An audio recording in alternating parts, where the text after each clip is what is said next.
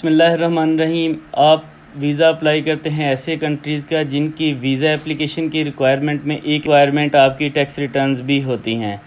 और अगर खुदा न खास्ता आपका वीज़ा रिफ्यूज़ हो जाता है तो उसकी रीज़न में से एक रीज़न आपकी टैक्स रिटर्न भी हो सकती है, जो कि इम्प्रॉपर टैक्स रिटर्न होती हैं। इस वजह से आपका वीज़ा रिफ्यूज़ हो सकता है। तो आपने अपना वीज़ा एप्लीकेशन के साथ कैसी टैक्स रिटर्न लगानी है और अपनी टैक्स रिटर्न्स को कैसे प्रिपेयर करना है, ये सारी चीज़ों के ऊपर आज बात करेंगे। अगर आप चैनल पे न्यू हैं तो प्लीज़ चैनल को सब्सक्राइब करें, वीडियो को एंड तक देखें, और अगर वीडियो पसंद आती है तो फिर अपने दोस्तों के साथ शेयर करें और लाइक करें। और कोई भी क्वेश्चन हो तो आप कमेंट्स में मुझसे पूछ सकते हैं। अस्सलाम वालेकुम, मैं हूँ हाफिज़ आतिफ़ मतीन। डिफरेंट कंट्रीज़ का वीज़ा अप्लाई करते हुए टैक्स रिटर्न क्यों ज़रूरी होती है, इसी पे आज बात करेंगे। टैक्स रिटर्न वो डॉक्यूमेंट है जिससे कोई एम्बेसडर, कोई वीज़ा ऑफिसर आपके फाइनेंशियल स्टेटस की इंफॉर्मेशन ले सकता है कि आपका फाइनेंशियल स्टेटस क्या है। आपके सोर्स ऑफ इनकम को असेस किया जा सकता है उससे। आपके सोर्स ऑफ इनकम में अगर आप सैलरीड पर्सन हैं, आप बिज़नेस से अर्निंग कर रहे हैं, रेंट आपका सोर्स ऑफ इनकम है, या आप सर्विसेज प्रोवाइड कर रहे हैं, या जो बिज़नेस आपने शो किया हुआ है अपनी वीज़ा एप्लीकेशन में वो सर्विसेज से रिलेटेड है, या वो ट्रेड है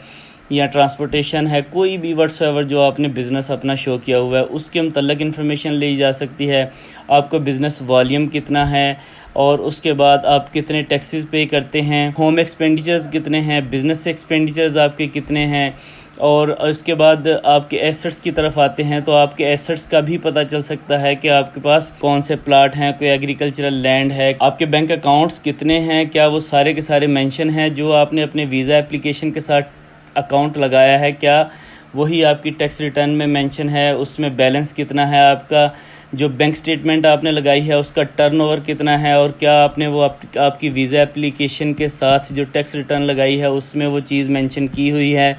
उसके बाद आपके पास कोई प्रीशियस पोजेशन है, आपके पास गाड़ी है, आपकी कोई और प्रॉपर्टी है जो किसी और के नाम पे है, या कोई आपके हाउस होल्ड इफ़ेक्ट्स, ये सारी की सारी चीज़ें टैक्स रिटर्न से ही पता चलती हैं। At the and tax return से आपके प्रीवियस ईयर के एसेट्स का और करंट ईयर्स के एसेट्स का इनफ्लो का, और आपकी जितनी टोटल इनकम है वो टैक्सेबल है कि नहीं है, और आपने टैक्स पे किया है कि नहीं किया,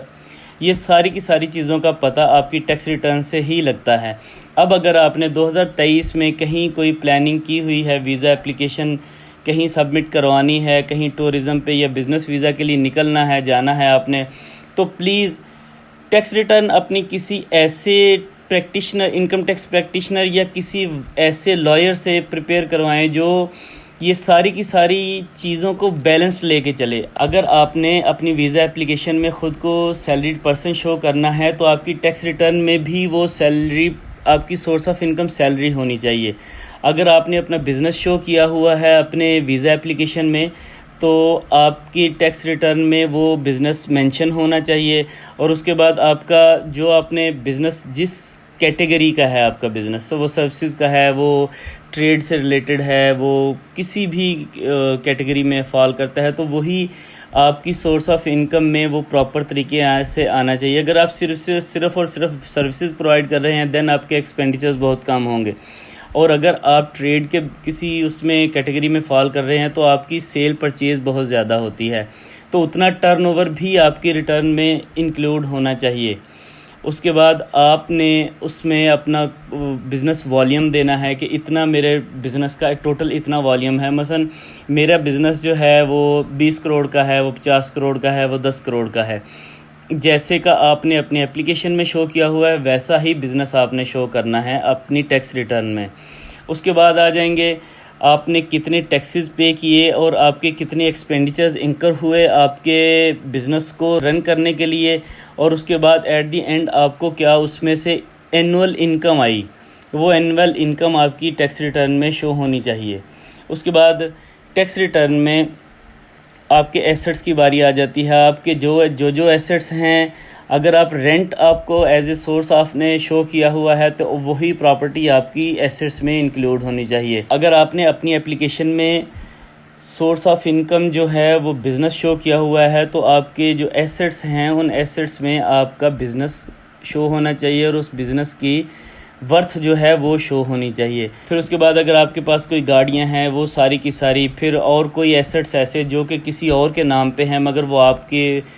ओनरशिप में हैं, तो वो आप उसके ओनर हैं तो वो भी उसमें मेंशन होने चाहिए। और वो सारी इन्फॉर्मेशन जो हम एडिशनल डॉक्यूमेंट्स के साथ प्रूव करने की कोशिश करते हैं कि हमारे पास ये एसेट्स हैं, हमारा सोर्स ऑफ इनकम ये है, या हम अपनी टाइज़ जो हैं वो शो करते हैं कि अगर इन्वेस्टर कोई मुल्क हमें कोई वीज़ा ग्रांट करता है तो हम विद इन टाइम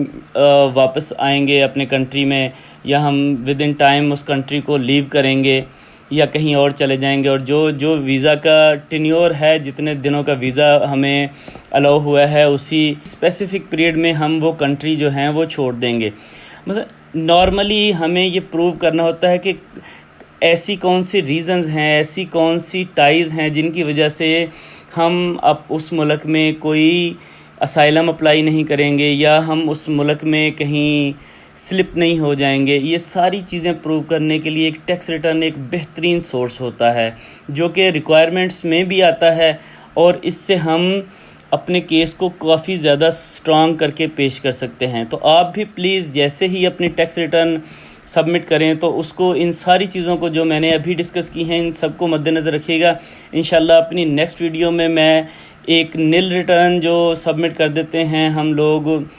अपनी कंसीलमेंट करते हुए, अपने एसेट्स की, अपने सोर्स ऑफ इनकम की कंसीलमेंट करते हुए, तो उस तरह की कोई एक नील रिटर्न को मैं इंशाल्लाह डिस्कस करूंगा और आपको बताऊंगा कि ऐसी हमारी टैक्स रिटर्न नहीं होनी चाहिए। नेक्स्ट वीडियो तक अल्लाह हाफिज़।